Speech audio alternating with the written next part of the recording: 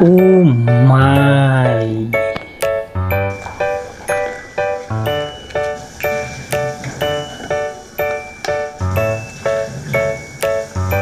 Overload pusit with egg toppings. It's so yummy.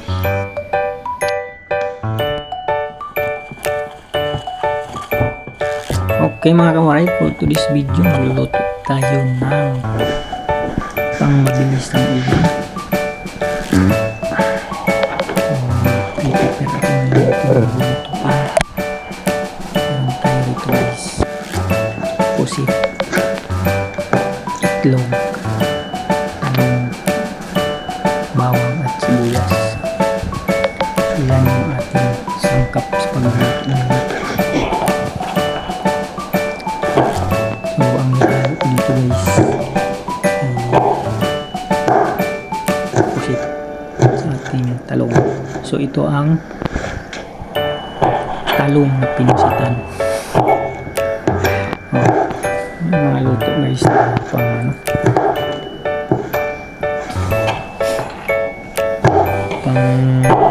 ano tawag ito? Pang survival. Ang tunay na ship cook. Tara, bilisan ko na lang mag-uwas at medyo mabagal.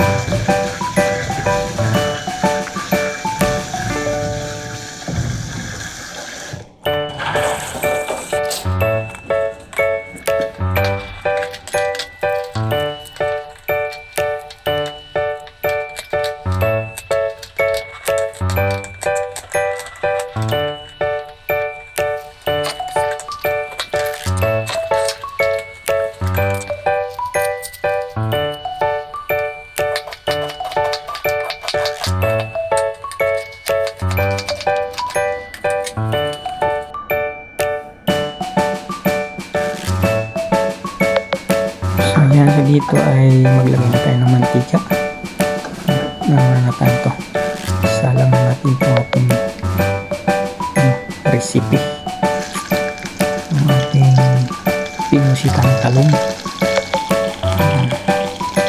Salang tayo ng bawang. At ating ipritohin. Tama ko guys, piniprito ba yung bawang guys? Ang tawag din mga esprito yan, di ba? Pagkaprito natin ng bawang,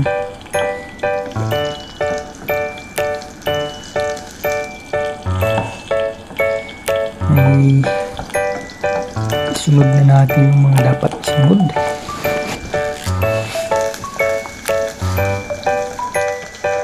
So next natin ilagay natin ating sibuyas. Mahirap dito ang pula, mas maraming puting sibuyas dito. Ayan, maraming itong pipito ng sibuyas. Natin isunod yung ating isasalang ulit. So dito ilagay na natin ito na pusit para maluto na to. Ilaro-halo natin ng konti. So pagkahalo ng konti ay pwede na natin yan takipan. Lagyan pa na muna natin ito guys na ano, favorite kong seasoning, itong paminta. So hindi nawawala ito sa mga lutuin ko guys, yung paminta. Saka kunting asin guys, lagyan natin ng ating asin.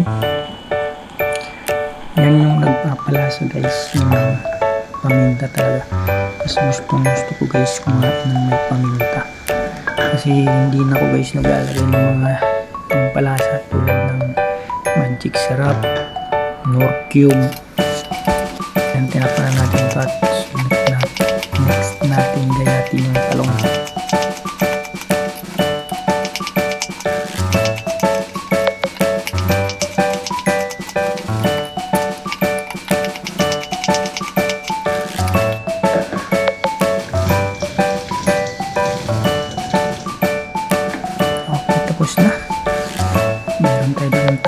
itlog naka-prepare. Buksan na natin ito. Okay, yan na, kumukulo na. So luto na to guys. Pwede na to lantakan. So haluin muna natin ng konti. So titikman ko muna yung sabaw, yung matiano. Ayan, okay naman siya guys. Okay na yung timpla. Yung next natin yung pusit. Ayan. Okay na guys at malutong na. Masarap na rin. Pwede nitong lagyan ng gulay. Okay, next lagyan na natin yung ating slice na talong. Lagyan natin yan sa ating pusit na tinulungan. Karoon ng gulay. So, ganyan ang magluto lagi guys. Pwede ako magluto ng laging may gulay. So, kahit anong luto yun guys, may gulay rin lagi. Kasi ang inaano ko dito guys, yung meron tayong makain ng gulay everyday. Saka kung magluluto pa ako ng panibagong luto, matagal. Kasi ano nga tayo dito guys, diba? Nagtatrabaho. So, kunti lang yung oras natin yan sa pagluluto. Kaya ganyan yung ginagawa ko guys, pang Boy Scout ng mga luto. Yan. So, hindi naman tayo lumaki sa mayamang pamilya. Alam natin yung mga paraan kung paano magluto ng mga hindi makain. So, diba? Discard na ba? So, ito guys, nahalo na natin. At lagyan natin ng kalamansi. Pilihan natin ng kalamansi yan. Hindi ako gumamit ng suka dito guys kasi may kalamansi ako nakita sa ref na bukas na. Sayang naman masira lang. So nangyinayan tayo kasi mahal ng bilhin kasi papabulok lang. So instead of suka ang linagay ko, linagyan ko na lang siya ng kalamansi. Tapos lalagyan ko guys ng toyo. So ano nito yung version nito ito adobo adobong pusit na may talong. So, lagyan natin ng konting alamang. Sayang din kasi yung alamang ko yan. Tapos ukay-ukayin natin ng konti. So pagka-ukay-ukay natin ng konti yung ano ba, kiwar-kiwar ba yung Ilocano or sa ano pa nga dun, haluin sa Tagalog. Yan, haluin natin yan. Halit kasi nang lutuan ko guys, anak ko kailangan maingat ng tapong, sayang, huwag matapong.